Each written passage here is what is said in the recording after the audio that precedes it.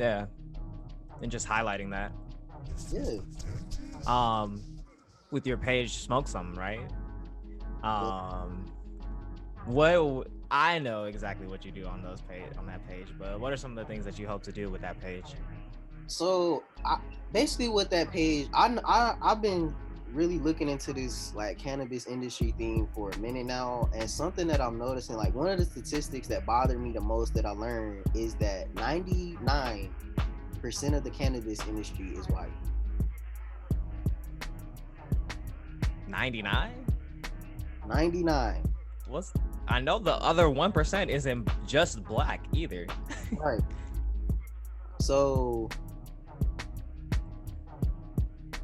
the insanity of that thought is what drove me to wanting to make this page and be a part, like start that process of, you know, if it's me being an influencer or whatever, but not even really, or if it's like me, you know, showing other people my process so they can start growing. Right. Oh no, it wasn't that in the industry. It was 99% of it are growers, like of weed growers. Okay. It wasn't Right, in the, right. So 99% of the people that grow are white. That makes more sense. And so I was just like, that's insane, bro. There's too many people I know right now that sell weed. Right. That ain't never seen the plant. Never. Like, it's people that been, they've been flipping packs, they've been doing these, but ain't never seen the plant alive in no stage. And I'm just like, that's out of pocket. Yeah, that's like the essence of it. That's the process. Right. And so from there, I'm just like, okay, what do I need to do to, you know, show people on my small level, like where can you start it? I started in a bucket. Right. Two 5-gallon buckets on top of each other with a light on top and a couple PC fans. Yeah. And I grew some gas.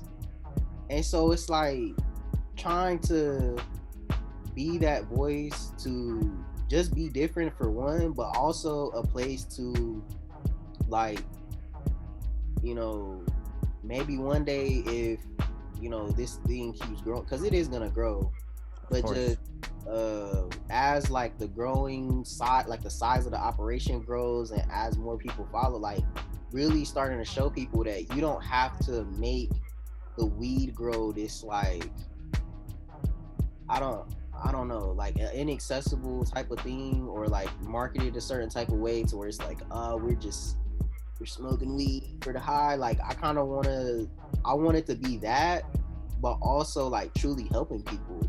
Right. Yeah. There's a lot of people that's on all these pharmaceuticals and all these drugs and all these pills, and if they could grow us like as much weed as I'm growing in my crib, like they wouldn't have to take them pharmaceuticals no more. Exactly. And they would feel better. Like, and for one, like my mom, she's one of those type of people that, like, she feels worse taking all that medicine. Yeah. It kind of keeps you functional, but it doesn't make you feel good. Yeah, all the side effects. Right. And so I want to keep on, you know, being that voice and, you know, having those talks with people on the live, but also just sharing more content, because I feel like there's not a lot of Black cannabis growers, period. And so showing that, you know, we can do it and we should be doing it, and it's our responsibility, because it's too many Black people. I feel like for me, it's too many Black people locked up for a gram for me not to be growing loud. Like, I need to be growing pounds. Yeah. It's legal? I need to be growing pounds. They got people locked up for a gram. A gram. It doesn't even make sense to me. They got people locked up for weed paraphernalia, like a bong or like a piece or something, and it's got cannabis residue, so they in jail out. And still, I better be growing some damn pounds. And people are taking classes on it, getting their degrees in it. They got TV shows, Kenny. They got competitive TV shows cooking with cannabis. I did see that. That looked kind of cool. Cooking with cannabis. But it's really out of pocket. Oh yeah, you get a $10,000 prize. We got all this weed in here. But here go this $10,000 prize if you win this competition today. Like, word? Niggas is still locked up. Do y'all realize that? Still. So that's what I'm trying to do with Smoke Some, is just be a platform for, you know, the folks that's not mainstream in the cannabis industry, basically. That's super dope. I think as a future healthcare provider that, you know, we really need to focus on those different like medicinal things that can help you that aren't having these negative side effects that you were saying, because like if it helps you, why should we take that away from you? Exactly. Why should it be regulated like that? You know, we can work with this process and still make it so that you can live your life peacefully and enjoy it. Kind of similar to how people treat acupuncture. You know, there's no written form that says like acupuncture is actually helping anybody. It's more of like a placebo. So definitely with it. I'm definitely with destigmatizing it and just letting people know that it's okay and that you can be safe and comfortable and all that stuff. Yeah, and like when you look at, especially when it comes to the healthcare of not just your physical but your mental, because yeah, me, the reason what turned me into smoking more weed is just for my mental health, honestly. right. Because, like, the pill route with mental health, It's a slippery slope. I tried to ask them, I'm like, so am I going to be on this forever? Like, do I gotta, once I do this, I gotta take this for now on? Yeah. And that just seems iffy to me. And it's no judgment to nobody else. Yeah. It's iffy to me just because, again, sustainability. How sustainable is it for me to survive and go through my life if I need this highly processed pill I gotta take it all the time? How sustainable is that? Yeah. If I don't smoke weed, you know, I might be like, oh dang, I don't smoke weed, let me roll up. But like, there's no true, like, There's no repercussion. There's no reverse side effect. Yeah. it's not like really that bad. Like, you know, There's no withdrawals. Like, there's none of yeah, that stuff. like I smoke like a lot, but I don't smoke a lot at a time, if that makes sense. Like, Yeah. I smoke frequently, but I don't smoke a lot. So Yeah. like when if there's something like, for me, like, I'm never gonna smuggle weed through the airport just so I can smoke whenever I go home or something. Yeah. No. For me, people say you can do it, but I'm like, it's not that serious to me. Yeah. Like, I'm at home anyway. Like, maybe somebody gonna have some gas or something when I'm there. If they don't, cool. It's not gonna be as good as California anyway. That's facts. So that's just how I feel about it. But yeah. Yeah. So speaking of like doing stuff for yourself, you just dropped a project called Catalyst, and honestly, it's been on repeat. Man. You did your thing. It's a beautiful piece. Let's talk about that a little bit, and you know, your motivation for doing it. Maybe a favorite song, you know, and you had a lot of cartoon references too. So maybe you could talk about that a little bit too. I would say, like, okay, my favorite song is probably Destro, but the song that I knew was gonna be fire was Imposter, just because when I heard the beat to Imposter, I felt myself dancing. I don't know, like, like, it felt like a club song where people was turning up, but it wasn't like it was like everybody two-stepping or everybody's together type of thing. That's how it pictured in my head. Like, everybody's in a club or something. I'm a hoe, I'm a monster, too much. Yeah. It just sounded like a group of people saying it, not just one. I don't know how to describe that. Nah, definitely. I felt that too. And so, but Destro is my favorite song because my mom used to have us watching G.I. Joe, like old G.I. Joe. Like my mom's the cartoon, like she know every cartoon, yo. Like she had us watching like 1965 Spider-Man, and like she used to, like, before Netflix was on streaming and stuff. Netflix used to be like you would get DVDs sent to your house. Right. You had to send it back type thing. That's what Netflix was. Yeah. I don't think niggas remember that. But she would get the G.I. Joe old cartoons. And in G.I. Joe, there's this character named Destro.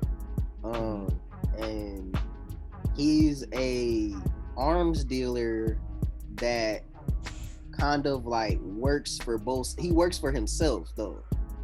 Like, so when it's beneficial for him to work with Cobra and like basically I guess the bad guys or whatever, the terrorist group. Yeah. He's supposed to, like, you know, help them get weapons or whatever.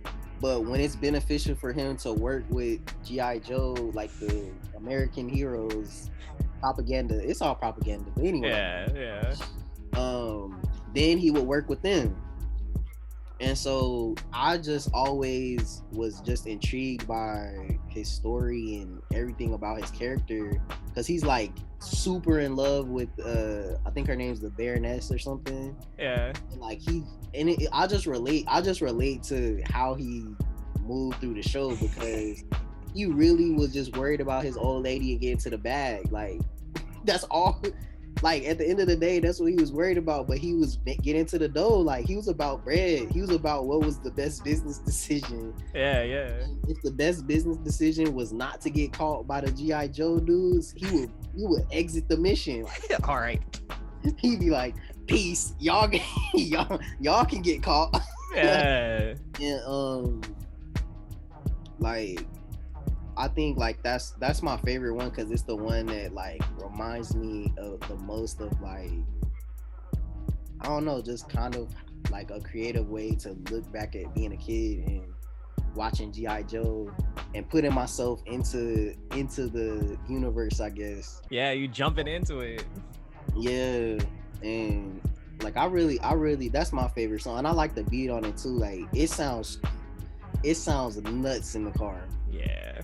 It sounds nuts in the car. Yeah. But as far as like the other cartoon references, I feel like for me, I just know, like, I feel like it's like what do you call it?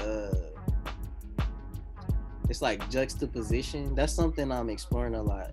And that basically, like, juxtaposition and contradictions. That's kind of what I'm exploring in Catalyst, is like, what are the contradictions that we live through and accept, and like what things can be juxtaposed against each other to bring a point, or compared to each other to bring a point. So like, if I say somebody a hating ass nigga, that's not gonna land as well as if you hating ass nigga like Mr. Crocker. Like, yeah. You know. Bruh, you was obsessed. Fairies. But you know, but I think that's the thing about cartoons, that it can bring the picture of the story, like as if all these cartoon characters was in the song or something, and it can bring into the story in a lot easier and accessible way, and kind of turning it on its head. Like, you know, I think those are the references that make me laugh too, because I want, like, a lot of the stuff I talk about in my songs, again, is like contradicts each other. So it's like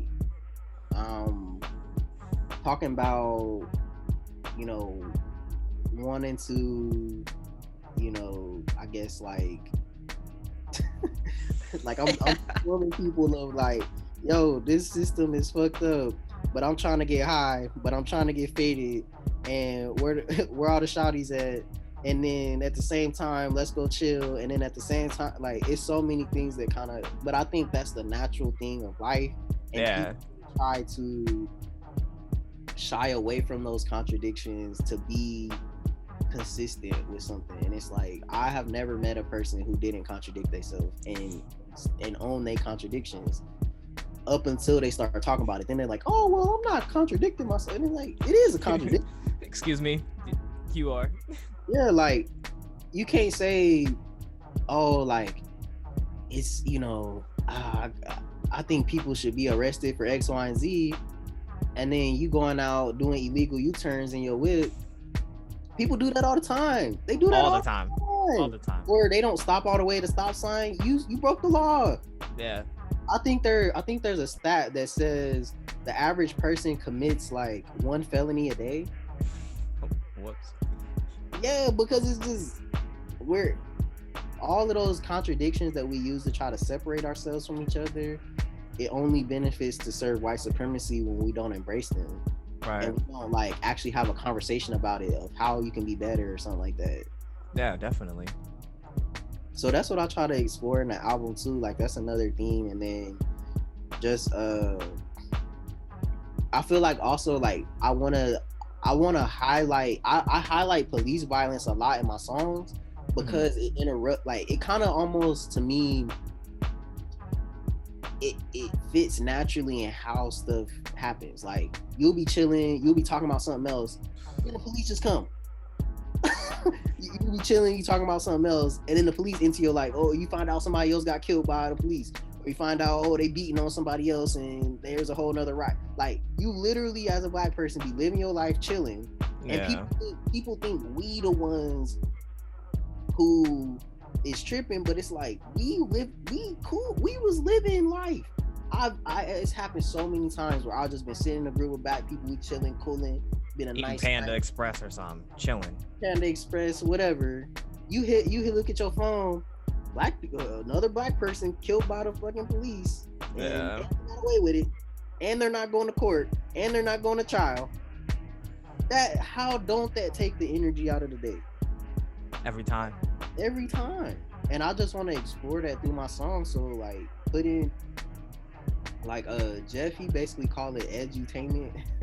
But it's like me just showing that like that's how my brain works. When I'm out turning up or whatever, there's always a moment where the police come to my mind in some form or fashion. If they creeping outside the club, or you know, I've walked home, like I've walked away, like not like good, not drunk, nothing. Walking out of bars with a group of black dudes, and then the police just pull up on us. Are y'all okay?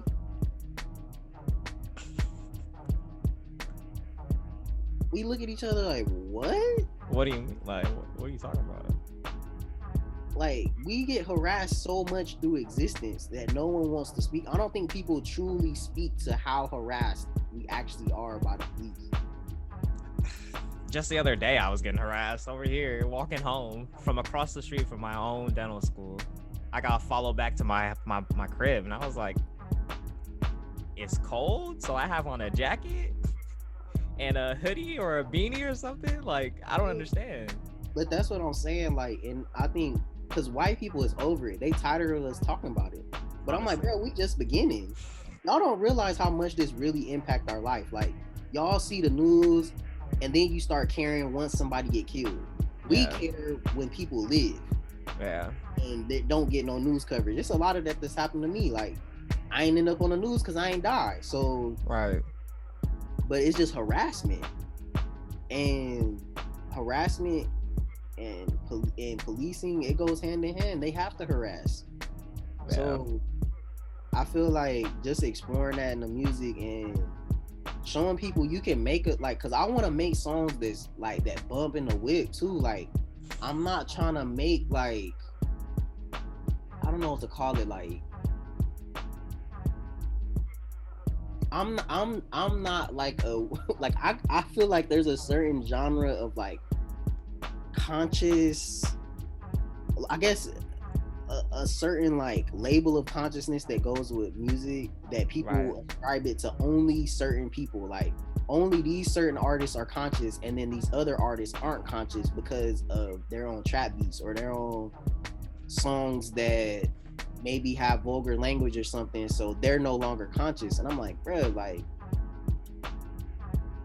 how Gucci Mane not one of the most conscious rappers to ever come out?